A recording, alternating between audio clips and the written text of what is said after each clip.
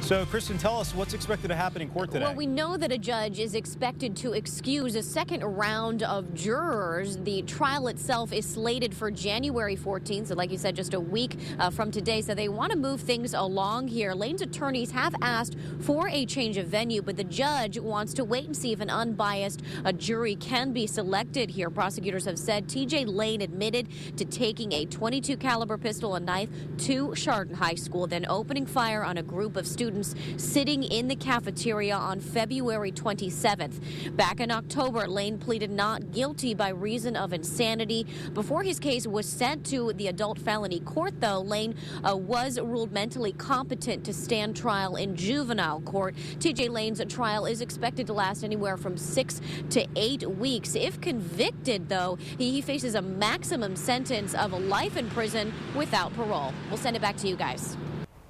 All right, Kristen, and we're going to be at today's hearing, so check in with newsnet5.com. Also, follow us on Twitter at WEWS and watch News Channel 5 at noon for updates. Macy? A developing story in Madison Township. Today, fire officials will be back on the scene to find what caused a house explosion there. The blast happened yesterday morning on Parkview Drive and destroyed a vacant home. The fire chief says a few other homes will need an inspector to check for any structural damage. Neighbors say they saw a large flash, then heard an enormous boom that shook their homes. Fortunately, no one was hurt, but one woman says her parents could have been.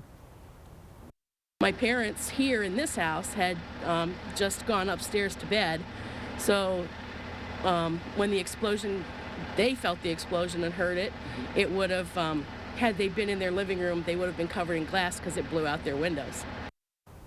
The owner of the home died last summer. That home had been vacant ever since. Fire officials say the crews will dig up the home's gas line to determine if that caused the blast. Mike?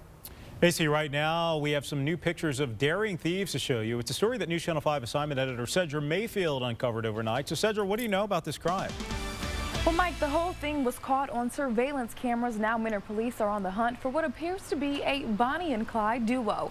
Take a look at your screen. Minter police say this man and woman are wanted in connection with a robbery after this guy stole money from an unattended drawer at a register. It happened back on December 30th at the Walmart on Minter Avenue. That's where police say this man unlocked a cash drawer and pocketed money. All the while, his female accomplice stood lookout. Investigators think the duo may have had access to a key for that cash drawer. Now, I just checked with Minter police. So far, no arrests have been made in this case. I'll continue to check in with them a little bit later for any updates. All right, Cedra, thank you. Today, millions of people around the world plan to celebrate their Christmas. The